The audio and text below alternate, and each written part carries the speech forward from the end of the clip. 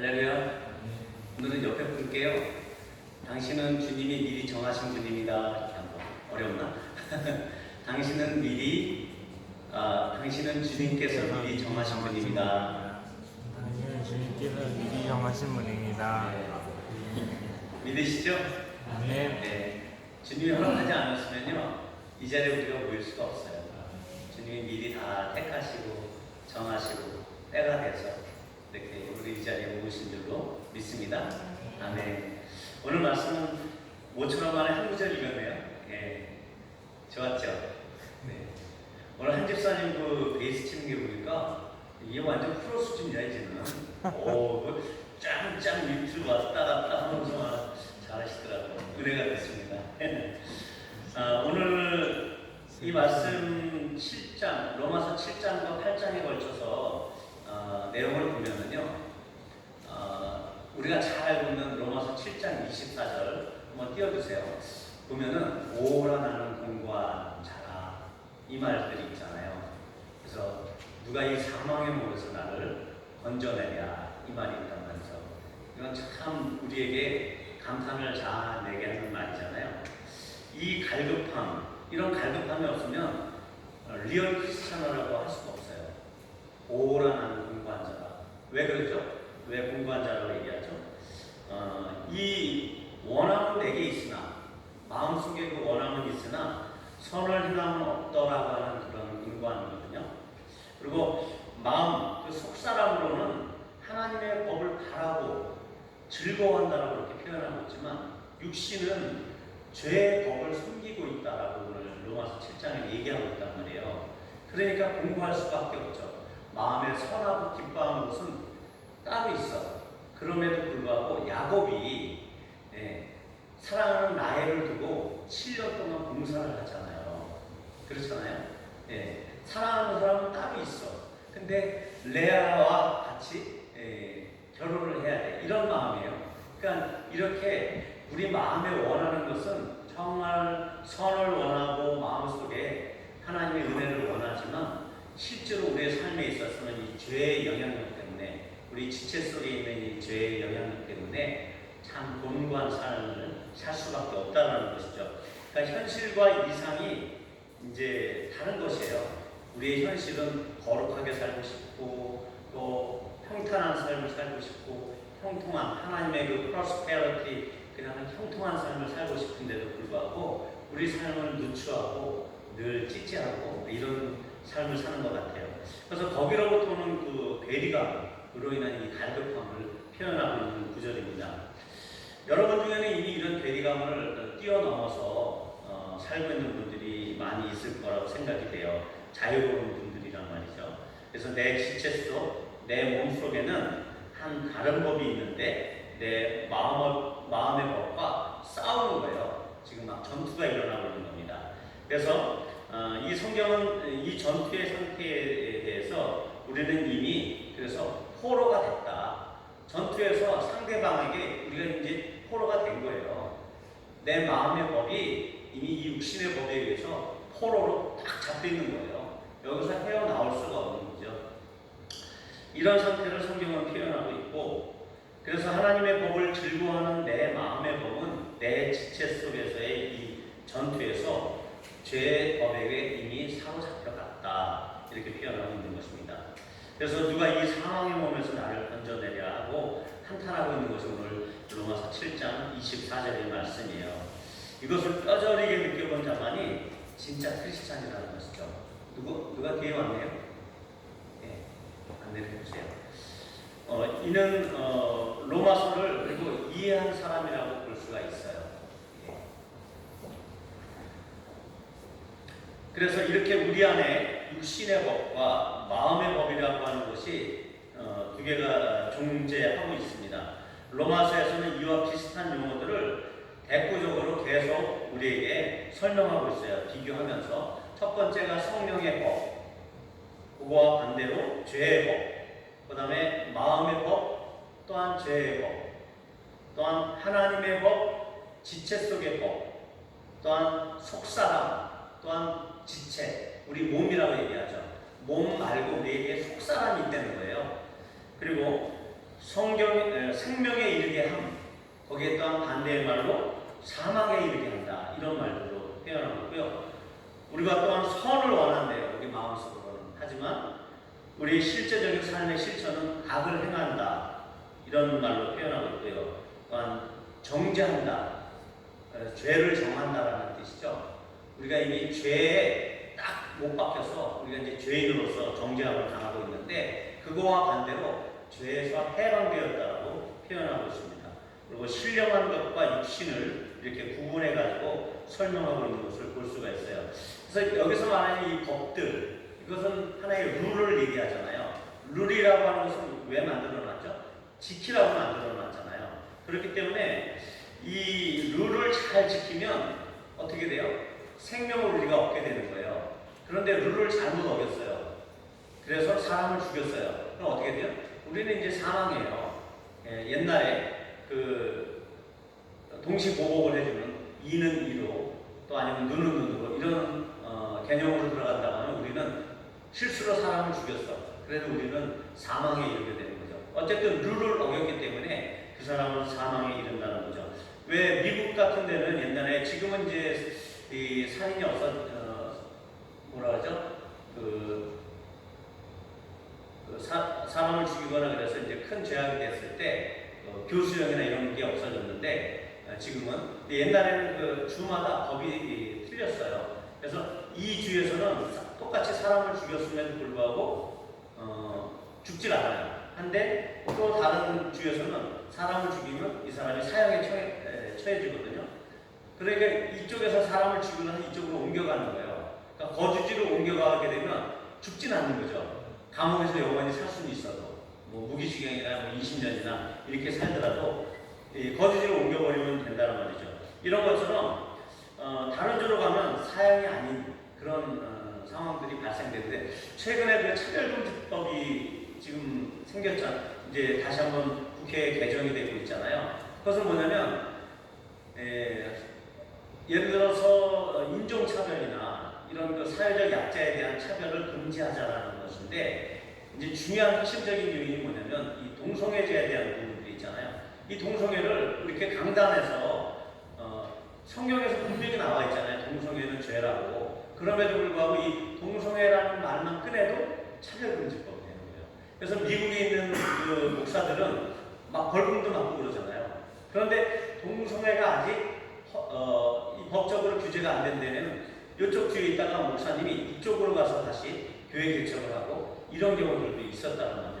어찌됐든 이렇게 법이라는 것이 그 해당되는 그 거주 지역마다 틀리게 되는데, 이 법의 지배 아래에 있는 그 지역 안에서는 그 법의 지배를 당하게 될 수밖에 없다는 거죠. 전에는 우리가 사망의 법의 지배를 당하고 있다가 이제는 거주지를 옮긴 것이에요. 그래서 생명의 법의 지배를 받는 곳으로 이미 옮겨진 것에 대해서 우리가 감사를 해야 합니다. 그러니까 어디서 태어났느냐가 참 중요하겠죠. 우리는 불행하게도 죄 가운데서 태어났었어요. 우리 대부분은 모태신앙이 아니면. 그럼에도 불구하고 생명의 하나님 나라로 우리가 거주지를 옮긴 거예요. 아주 천만다행입니다. 그래서 이런 행운아들을 로마서에서는 성도라고 이렇게 표현하고 있고요. 하나님을 사랑하는 자, 이렇게 표현하고 있어요. 또한 그의 뜻대로 부르심을 입은 자, 그리고 우리가 아까 얘기했던 것처럼 하나님이 미리 아신 자래요. 미리부터 알고 계신 자, 그리고 미리 정하신 자들이라고 이렇게 얘기하고, 하나님께서 택하신 자들, 이렇게 표현하고 있는 것을 보게 됩니다. 그렇다 보면 이 법을 이야기할 때 우리가 빼놓지 말아야 될 것이 이제 율법에 대한 부분이잖아요. 우리 중에는 율법에 대한 이해가 잘 없는 분이 있기 때문에 설명을 드리면, 이 율법이라고 하는 것은 뭐냐면, 하나님께서 저 모세라는 그 십계, 그 영화에 나왔던 것처럼 이 이스라엘 민족이 이집트 땅에서 430년 동안 종살이를 하다가 하나님께서 이들의 울부짖음을 듣고서 이렇게 끄집어내요. 그래서 홍해라고 하는 그 깊고 넓은 바다를 통과하게끔 해요. 물을 쫙 밟는 다음에 뜨거운 아라비아 광야에 동풍을 불게 해가지고 바닥을 말린 다음에 이렇게 건너가게 하신단 말이에요. 그래서 결국은 이 가나안 땅이라는 곳에 젖과 꿀이 흐르는 그 가나안 땅이라는 곳에 이렇게 오게 되거든요. 그때 이 오는 중간에 하나님께서는 이 모든 이방의 민족들이랑 다르게 자기의 백성들에게는 율법이라고 하는 이 한 가지를 수여를 해주세요. 그것은 뭐냐면 우리가 대표적으로 알고 있는 십계명이 있잖아요. 예. 하나님 외에 다른 신을 섬기지 말아라. 또 뭐 부모를 공경해라. 그러면 너희가 장수할 것이다. 이런 십계명들을 주는 것과 동시에 여러 가지 법을 주신단 말이에요. 하나님께 제사하는 법도 알려주고 도덕법으로서 남을 죽이면 어떻게 된다. 너도 죽게 된다. 남의 물건을 해야 되면 그대로 갚아야 된다. 아니면 4배로 갚아라. 이런 여러 가지 규정들을 하나님께서 주신단 말이에요. 이 율법이 다른 민족들에게는 없었던 거예요. 그럼에도 불구하고 이 율법을 주신 이유는 하나님의 거룩한 백성으로서 이 율법을 잘 지키고 이걸 잘 수행하게 되면 어떻게 돼요? 그 안에 생명이 있기 때문에 이 율법을 잘 준수하게 되면 이 율법에 또한 제사법 안에는 피를 뿌리는 제사가 있었잖아요. 이것은 바로 예수 그리스도를 예표하는 것이었기 때문에 이렇게 제사를 잘 드리고 잘 수행하게 되면 이 율법의 모든 것을 잘 지키면 하나님 앞에서 생명을 얻는 존재로, 그래서 구약에 죽음을 보지 않고 옮겼던 2 사람이 있었잖아요. 누구죠? 에녹, 그죠? 또 한 사람은 엘리야. 이 2 사람이 있었잖아요. 이 2 사람들처럼 정말 죽음을 보지 않고 죽음을 통과해서 하나님 나라로 갈 수 있다. 그 생명을 이렇게 담보해 주시는 좋은 율법이란 말이에요. 아주 선하고 좋은 이 율법이 오늘 이 로마서에서 보면은 이 율법 자체는 죄를 인식하게 해주는 기능만 했다라고 해요. 왜? 사람들 안에 이미 에덴 동산에서 아담과 하와가 쫓겨났죠. 왜 쫓겨났었죠? 선악과 때문에. 따먹지 말라고 하는 그 선악과를 따먹었단 말이에요. 그렇죠? 그러면 이 선악과를 따먹은 그것이 하나님 앞에서 불순종이란 말이죠. 그래서 결국은 그들이 에덴 동산 어딘가에 있었던 이 생명나무도 따먹고 영원히 살게 될까봐, 이미 죄된 존재로 떨어진 이 사람들이 영원히 살게 될까봐 결국은 하나님께서 에덴을 딱 막아버리잖아요. 어떻게? 천사들과 또한 화염검, 불검으로, 불이 막 타는 그 검, 날카로운 검으로 딱 막았었단 말이에요. 생명나무에 접근하지 못하고. 그런 것처럼 하나님께서 선악과를 따먹지 않았으면 어떻게 됐을까요? 그들이 이 선악과라고 하는 것을 순종했다라고 하면 그대로 자기의 삶을 유지하는 거예요. 그들은 선악을 알 필요도 없어요. 지난번에 말씀한 것처럼 그대로 그들의 삶은 그냥 선한 삶 그대로예요. 그들이 뭘 따지고 선악을 구분할 필요도 없이 하나님이 원하신 그 삶을 계속 갈 수 있었단 말이죠. 그럼에도 불구하고 이들이 선악을 따먹는 그 순간부터는 전혀 생명과는 관계없는 삶이 됐고, 에덴 동산, 기쁨이라는 이름의 그 에덴 동산에서 쫓겨나서 기쁨이 없는 삶을 살게 된다는 말이죠. 그런데 이 율법도 선악과 동일한 기능을 갖고 있는 것이에요. 자, 이 율법을 잘 순종할 때는 어떻게 돼요? 생명을 얻는 것이에요. 예. 그래서 영원히 하나님과 생명을 누리면서 살 수가 있는데, 이미 이 아담과 하와가 죄가 들어온 상태에서 쫓겨났단 말이죠. 그 후손인 우리로서는 이 율법을 잘 지킬 수가 있을까요? 없을까요? 능력이 안 되는 거예요. 예. 그래서 이 율법의 기능은 너희들이 죄가 있다. 그런데 이 죄를, 이 율법을 잘 순종하면 좋겠는데 불순종할 때는 너희들 분명히 이거 죄야 라고 하는 죄를 가르쳐주기 위한 용도로 율법을 주신 거란 말이죠. 그러면 이 율법을 끝끝내 잘 지키는 사람도 있긴 있었을 거예요. 그럼에도 불구하고 우리의 그 근본적인 죄 때문에 이 율법을 잘 못 지킨단 말이죠. 그래서 율법은 화염검과 같은 거예요. 이 율법 때문에 결국은 이미 죄된 우리는 이 화염검을 뚫고 생명나무를 따먹으러 갈 수가 없는 거잖아요. 그렇죠? 이 율법은 그래서 화염검과 같은 거예요. 그래서 천사들이 맡고 있는 이 화염검 때문에 생명나무를 못 먹듯이 이미 죄된 우리는 이 율법을 뛰어넘어서 그 생명나무를 먹을 수가 없는 그런 상태가 됐다라는 것이죠. 그래서 생명으로 가는 길에서 막아서는 날이 시퍼런 그런 화염검과 같은 이 율법, 이 율법에 대해서 어떤 사람도 100% 순종하는 것은 불가능하다. 이것을 이야기하고 있는 거예요.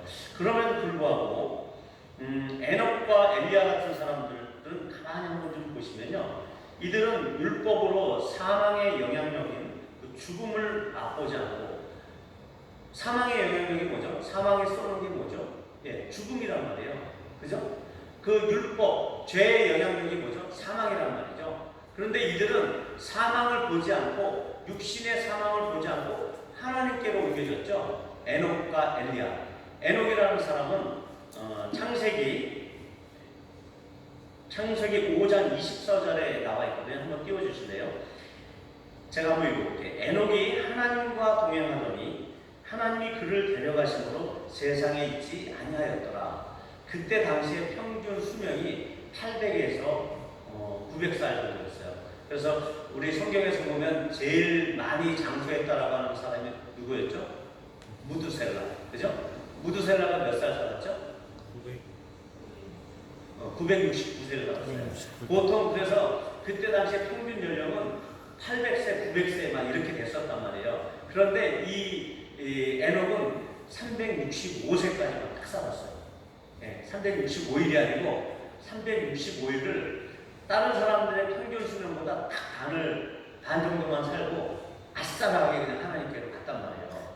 죽음을 보지 않고 아주 굵고 짧게 이렇게 갔어요. 아, 희한하죠? 예, 이런 것처럼 하나님께서 그가 죽음을 보지 않고 옮겼다라는 것을 우리에게 시사하는 것은 뭐냐면, 그가 어떻게 죽음을 보지 않고 옮겼을까? 그는 율법이 없던 시대의 사람이에요. 지난주에 아브라함이 율법이 있기 전의 사람이잖아요. 그런데 이 율법이 있기 전에 아브라함은 믿음으로 하나님께 의롭다함을 얻었다고 그랬잖아요. 의라는 것은 하나님과의 옳은 관계라고 얘기했고, 그런 그 옳은 관계를 어떻게 믿음으로 획득했다고 얘기해요. 그럼 이 에녹을 생각해 보세요. 이 에녹도 율법이 있기 전에 사람인데 어떻게 하나님께로 바로 죽음을 보지 않고 사망을 넘어서 바로 이 화영검이라고 하는 이것을 넘어서 영원한 생명가로 가운데로 들어갔을까요? 그것은 바로 믿음으로 들어간 거예요. 그죠? 예, 동일하게 아브라함과 동일하게 믿음으로 돌아갔다는 것을 성경의 구약 성경에서 죽음을 보지 않고 들어간 사람 딱 두 사람을 이렇게 하나님께서 지적해주고 있는 거예요. 하지만 엘리야 같은 사람을 보세요. 엘리야는 율법 이후의 사람이란 말이에요. 그럼에도 불구하고 그는 죽음을 보지 않고 넘어갔어요. 엘리야가 율법적으로 그렇게 안전하게 살았을 것인가? 뭐 그럴 수도 있을 것 같아요. 예. 그렇지만 그것도 역시 우리가 믿음의 눈으로 바라봐야 된다는 것이죠. 엘리야가 예수님께서 돌아가시기 전에 변화산상에서 구약의 두 사람을 만났죠. 누구였죠? 예, 모세와 엘리야란 말이에요. 우리가 보통 그래서 얘기할 때 어떤 측면에서 얘기하냐면 구약의 대표적인 율법의 수호자 모세, 그리고 선지자의 대표인 엘리야, 이 두 사람이 예수님과 함께 대화하고 있는 이 모습이, 예수님이 영광 가운데 그 변화한 그 모습 가운데 이들과 대화하고 있는 모습으로 우리에게 비춰진단 말이죠. 이것이 변화산의 모양이잖아요. 이 변화산상에서 있었던 그 일들 가운데 이 둘과 교제하고 있는 것은 하나님께서, 예수님께서는 율법의 완성자, 그러면서도 선지자들의 대표이면서도 또한 그가 왕이시다, 이런 것을 표현하기 위해서 변화산상의 그 사건을 우리에게 보여주신 거잖아요. 기록을 해놓고. 그런 것처럼 엘리야는 단순히 그런 그 선지자의 대표로서가 아니라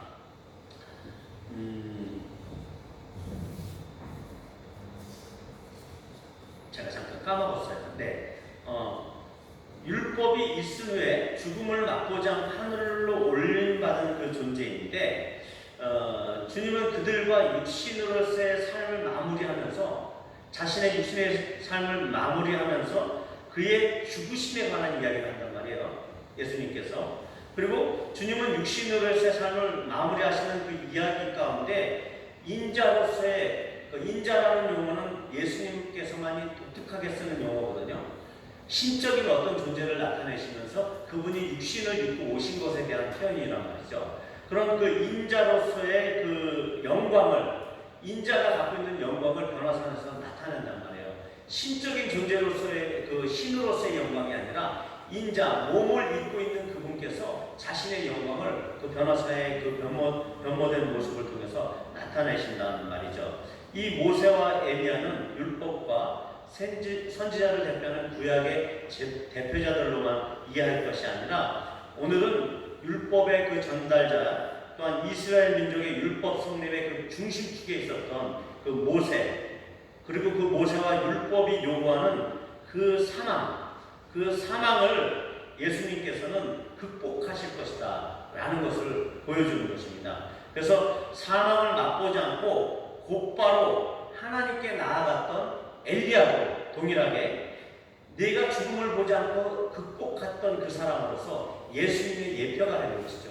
예수님의 죽음을 이야기하면서 이 두 사람을 불러냈단 말이에요. 그것은 율법의 중심축에 있었던, 율법은 어떻게 해요? 화형처럼 생명으로 못 넘어가게 하던 것인데 그 중심에 있던 모세를 불러내고, 또한 그 죽음을 보지 않고 넘어서 버리고 그냥 하나님께로 직접 갔던 그 엘리야, 생명으로 직접 침투했던 그 엘리야에 대한 엘리야를 불러내서 오늘 다시 한번 예수님이 어떠하신 분인가, 인자로 오신 이 예수 그리스도께서 어떻게 죽음을 처리하고 계실 것인가에 대해서 우리에게 오늘 예표하고 있었던 모습인 것입니다. 그래서 엘리야도 역시 어떻게 해요? 주님께로 간 사람이죠. 오늘 성경 말씀에 보면은 간다라는 표현이 있었어요. 로마서 7장 4절에 보면 처음에 읽었던 거는. 근데 간다라는 의미가 우리가 볼 때는 이제 개역 성경에서 간다라고 표현하고 있지만 원래적인 의미는 속한다라는 의미예요. 그리스도 안에 속한다 이런 의미로서 표현되고 있는데, 이렇게 이 에녹이라는 이 사람도 그리스도 안에 영원히 속하게 됐단 말이에요. 그리고 엘리야라는 이 사람도 이 화영검 율법을 거치지 않고 그대로 하나님 영원한 생명 가운데 있는 예수님께로 속하게 되는 사람이라는 것이죠. 신약에 있어서 에녹과 엘리야는 바로 우리라는 것입니다. 이 엄청난 놀라운 특권인 것이에요. 그래서 우리도 예수께로 가는 사람들이에요. 예수께 속하기 위해서 전진하고 있는 사람들이라는 것이죠. 죽은 가운데 서서 살아나신 이에게 우리가 속해 있는 사람이에요. 그렇기 때문에 우리는 영원토록 하나님과 이 영생을 누려가면서 즐거움 가운데 살 사람이기 때문에 이 현실 세계 안에서 일어나는 어떤 문제나 어려움들에 대해서 결코 뒤로 물러설 필요가 없습니다. 에녹을 하나님께서 이 땅에서 데려가실 때 어떤 심정으로 데려가셨을까요? 생각을 해보세요. 이랬을 것 같아요. 아마도 이렇게 하나님께서 이렇게 에녹에게 말씀하셨을 것 같아요. 에녹아, 오늘도 너랑 이렇게 대화하니까 너무 좋다. 내가 너랑 같이 있는 게 너무 즐겁고 좋구나. 그러니까 오늘은 나 있는데 같이 갈래? 이러셨을 것 같아요. 이 에녹이 평소에 늘 하나님과 동행한다라고 성경에 표현되어 있었잖아요. 늘 주님과 대화하는 거예요. 주님과 대화하는 게 너무 기쁜 거야. 하나님께서 야 에녹아, 오늘 나 있는 데로 가자. 이렇게 해서 죽음을 맛보지 않고 하나님께서 데려가신 것으로 생각해 볼 수 있지 않을까 생각됩니다. 에녹이 죽은 자 가운데서 살아나신 이에게, 그에게 속한 것 같이 우리도 에녹과 동일하게 그리스도께서 몸으로 오신 그 은혜로 말미암아, 오늘 말씀의 제목이 뭐였죠? 그리스도께서 몸으로 오신 이유였단 말이에요. 그리스도께서 몸으로 오신 그 일 때문에 우리는 이미 살아나신 예수님께로 속해 있는 자들입니다. 그분을 믿기 때문에 에녹의 믿음과 엘리야의 믿음과 아브라함의 믿음과 동일하게 우리도 그분을 신실하게 믿기 때문에 이미 그분 안에서 살아있는 자이고 그에게 속해 있는 자입니다. 여전히 하지만 육신의 일이 우리가 남아있어요. 육신 생활의 일들이 우리 삶 가운데는 어떤 경우는 앞서는 경우가 있단 말이죠. 성령의 법의 지배를 못 받고 아직도 우리는 육신의 법에 거주하고 있는 거죠. 이미 우리의 처소는 성령의 법 가운데로, 영원한 생명 가운데로 이미 들어갔어요. 에덴을 침노하고 생명나무가 있는 곳에서 우리가 오늘도 생명나무를 따먹고 있는데도 불구하고 우리의 육신은 아직도 그 지체의 법 가운데 머물러 있는 경우가 많이 있다라는 것입니다. 우리의 신분을 잘 망각하고 있는 것이죠. 그래서 우리는 이 에녹처럼 먼저 그분 앞에서 듣고 계획해야 되는 거예요. 그리고 이 에녹처럼 듣고 행동해야 되는 거예요. 그냥 우리가 육신의 좋은 생각을 따라서 행동하면 안 된다는 것을 오늘 시사하고 있는 겁니다. 이런 사람은 동행의 자격만 주어진 사람이 아니라 동행의 가치를 아는 사람이에요. 우리는 동행의 자격이 주어졌거든요, 이미 에녹처럼. 그럼에도 불구하고 동행을 안 하잖아요. 그냥 육체에 속해서 지체의 생각들만 하잖아요. 우리 몸속에 있는 생각들만. 그분의 육신으로 오신 진짜 이유는 우리의 육신의 삶을 이제는 마무리해라. 그리고 성령의 법, 그리스도의 법의 지배 아래, 그 영역의 그 지배 아래서 참 자유의 삶을 살게 해주는 그 해방을 좀 누려봐라. 이런 말씀을 하시고 있는 것이죠. 육신에 속는 삶으로 이제는 정리하자. 육신에 속아서 너희들 자격을 입고 있는 그 삶을 이제 정리하자. 지긋지긋한 그 종로를 이제 끝내자. 이렇게 말씀하시는 걸로 이해하시면 좋을 것 같습니다.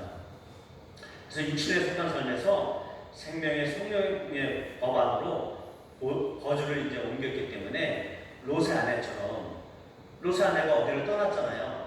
소돔 땅을 떠났잖아요. 그러면서 그 심판 가운데 불이 많이 많은데 막 쫓겨 나오잖아요.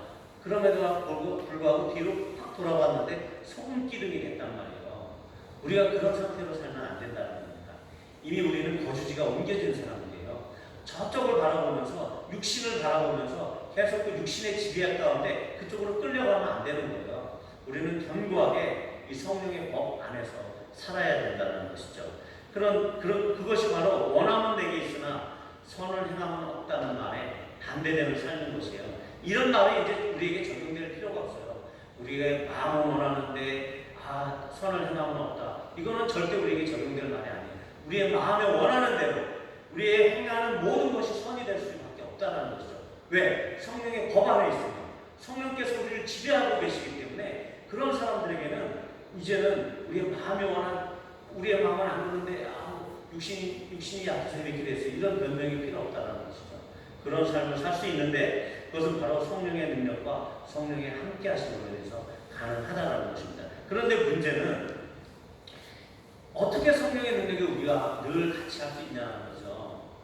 성령의 법이 우리를 늘 지배하고 있다는 것을 우리가 어떻게 인식하고 늘 깨달아서 그 성령 안에서만 살 수 있냐는 것이죠. 그것이 참 힘든 문제예요.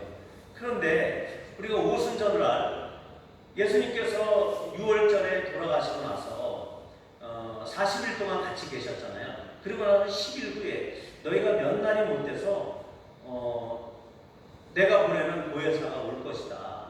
너희를 돕는 정말 보혜사가 올 것이다. 이렇게 얘기했단 말이에요.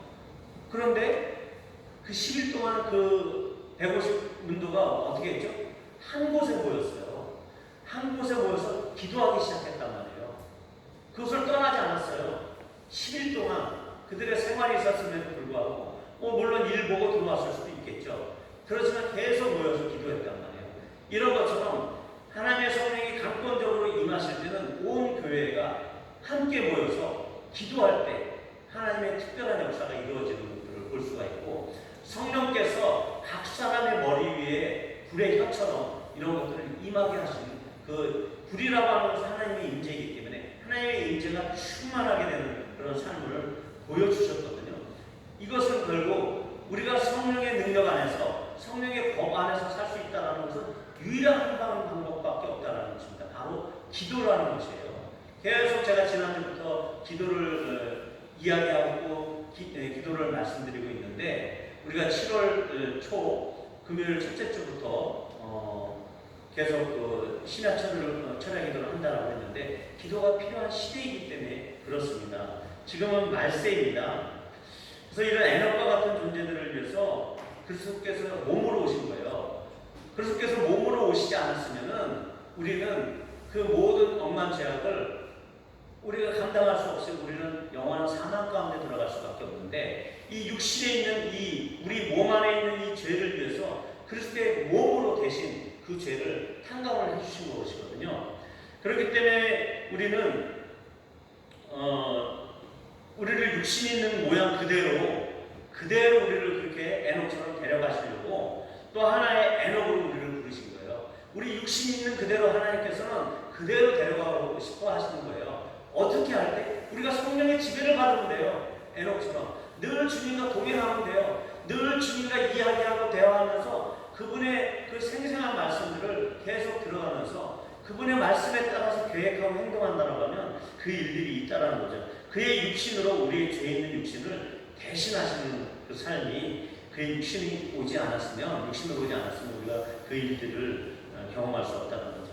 그럼 이 육신으로 이제 우리가 해야 할 가장 중요한 그 영의 생각은 어떤 것이냐면 바로 기도밖에 없어요. 기도를 먼저 하셔야 돼요. 기도로 충만하셔야 돼요. 그래야 성령께서 우리를 지배하십니다. 그러면 우리 일들이 형통케 될 거예요. 그러면 성령께서 우리를 고난 가운데서도 두려워하지 않는 자로 세우실 거예요. 우리를 어떠한 두려움 가운데도 지금 우리 이 시대가 어떤 세대예요? 악한 세대예요. 다가올 마지막의 환난의 때에 우리가 대비해서 기도해야 되는 때입니다. 이미 기근이 오고 있잖아요. 메뚜기 때가 오고 있잖아요. 중국에서 기근을 예비하는 것들이에요. 이런 일들이 역사상 이런 일들이 있었나요? 이런 코로나 바이러스 같은 게 있었나요? 온역이 온다고 얘기했어요. 말세에. 그렇다고 우리가 더 힘써 기도해야 돼요. 생업도 중요하지만 그 생업보다 우리가 더 기도해야 돼요. 이러한 기도의 때 우리가 경각심을 가져야 되고요. 기도해야 될 것들이 많잖아요. 그리고 하나님의 마음을 따라서 기도하는 그런 훈련을 해야 됩니다. 에녹이 하나님의 음성을 잘 듣고 그와 충분히 교제할 수 있었던 것처럼 그렇게 하나님께서 들림 받았던 것처럼 그래서 기도는 그래서 우리가 육신의 죄가 더 이상 영향력을 발휘하지 못할 때 그렇게 하는 그런 브레이크 같은 역할을 해주는 거예요. 육신에서 우리의 소욕이 자꾸 일어나려고 할 때 브레이크의 역할을 해줌으로 인해서 성령께서 그 성령의 법으로 우리를 지배할 수 있도록 해주는다는 것이죠. 말세에는 성경에 보니까 자녀들은 예언할 것이다라고 청년들은 환상을 볼 거라고 얘기하고 있잖아요. 아비들은 꿈을 꿀 것이다라고 얘기하고 있잖아요. 이런 시대를 우리가 곧 맞게 될 텐데 남들은 다 그렇게 살고 있는데 우리는 뒤에서 뒷짐지고 그걸 관망만 하고 살 수도 있다는 말이에요. 어린아이들이 막 예언하고 이 교회 가운데 예언하고 청년들은 환상을 보면서 하나님이 이렇게 이것들을 보여주신다라고 했을 때 우리는 뒷짐지고서 낮잠 자고 있을 수도 있다는 것이죠. 그런데 이 시대가 곧 온단 말이에요. 이 종말의 때가. 그래서 이 시대를 위해서 우리가 지금부터 기도하면서 우리가 기도의 훈련으로 기도의 근육을 단련해야 된다는 것이 지난주에 이어서 동일하게 같이 전달해 드리고 싶은 메시지인 것입니다. 우리가 더욱 간절히 그래서 구할 것은 육신의 것들이 있지 않은 걸 아시잖아요. 그렇다고 성령의 어떤 은사나 성령의 능력이나 성령의 권능 이런 것들이 더 우선되면 안 되는 것이고요. 이미 몸으로 우리에게 다가오셔서 그 몸으로 우리의 그 지체를 감당하신 그 예수 그리스도께서 우리와 함께 하실 수 있는 그 근거는 성령을 통해서 오늘도 오신 것이거든요. 그 그리스도께서 말씀을 통하여서 몇 날이 못돼서 너에게 성령이 임할 것이다라고 하는 그 말씀이 성령을 통해서 우리에게 임하시는 것이거든요. 그리스도께서 말씀하신 그것이 우리에게 현실적으로 우리에게 응답되어지고 그것을 믿음으로 받아들일 수 있는 것은 성령을 통해서 우리에게 다가오는 것이거든요. 그런 것처럼 우리가 성령을 통해서 오시는 그 주님의 음성을 먼저 우리가 캐치해야 돼요. 기도 가운데. 그리고 하나님 아버지와의 그 교제, 그리고 에녹과 같은 그 하나님을 향한 그 사랑의 고백, 이런 것들을 우리가 더 사모하고 하나님, 내가 당신을 더 사랑하게 해주십시오. 내가 당신과 더 깊은 교제 가운데 들어가고 싶습니다. 이 기도들이 일어나야 되는 것입니다. 성령께서 그리스도를 통해서 말씀하시는 것은 이런 기도를 우리가 우선 해야 된다는 것을 말씀하고 있는 것이죠. 이렇게 기도로 우리 인생의 최고의 아주 달고 오묘한 그 열매를, 그리고 하나님을 향한 그 열매, 사랑의 열매를 맺기 위해서 먼저 기도해야 된다는 것입니다. 거룩함에 이르는 열매를 풍성하게 결실하는 저와 여러분이 되기를 축원하고요. 그래서 죄라고 하는 것은, 우리 육신 속에 있는 이 죄라고 하는 것은 이미 은혜 가운데 삼킨 바 되었어요. 그래서 죄법은 은혜의 법 앞에서 이미 맥을 못 춘다라는 것을 우리가 명심해야 합니다. 은혜는 그래서 나의 불순종, 나의 무능력, 이런 모든 것들을 그리스도의 순종과 그리스도의 능력으로 이미 덮어버렸기 때문에 우리의 무능력이나 우리의 불순종은 이제 보이지 않는 것입니다. 이것을 믿으시고 이제 더 하나님 앞에 기도의 순종 가운데로 들어가셔서 우리가 애써 더 시간 내서 기도하는 저와 여러분이 되면 좋겠고요. 언제든지 기도하고 싶으시면 이 교회 찾아오세요. 항상 음악을 트는 것들을 저기다 A4에서 틀어놓을 테니까, 그러면 음악 틀고 스마트폰만 틀면 음악이 다 여기서 스위치만 해놓으면 틀 수 있거든요. 시간 되시는 대로 늘 전기비 같은 거 걱정하지 마세요. 하나님 다 채워주세요. 에어컨 켜놓고 기도하세요. 예, 선풍기 켜놓고 기도하시면 돼요. 이런 우리 교회가 돼야 이 세대를 우리가 책임을 집니다. 하나님께서 우리를 먼저 그것으로 부르셨어요. 먼저 나가서 막 전도가 사람 데려오는 게 문제가 아니에요.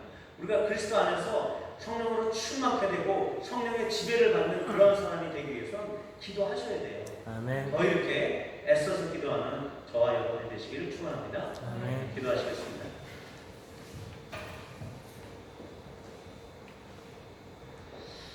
오늘 주신 말씀 따라서 그리스도께서 성령을 통해서 이 자리에 임하신 것을 믿으시면서 그리스도의 말씀, 너희가 몇 날이 못 되어서 성령을 받을 것이다 라고 하신 이 말씀을 믿음으로 반응하시면서 잠깐 기도하도록 하겠습니다.